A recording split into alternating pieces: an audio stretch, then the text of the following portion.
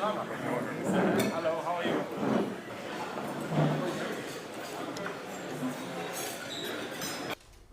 Your Grace. And then the captain to say something on behalf of the team. And They brought the team this far. Yeah. When a coach, you have our support.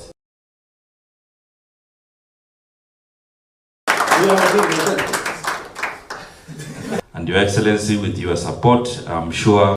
This is a very historic moment for Kenya.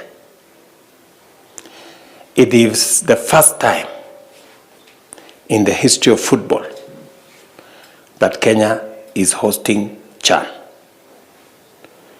We want to make it double historic.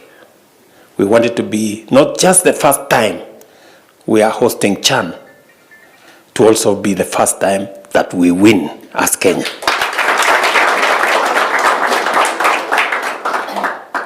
Do we have a deal?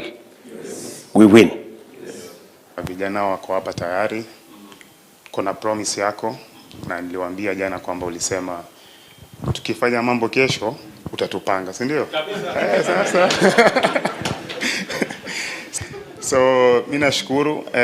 I think I've been in the national team for the last 15 years na e-government imetusupport sana.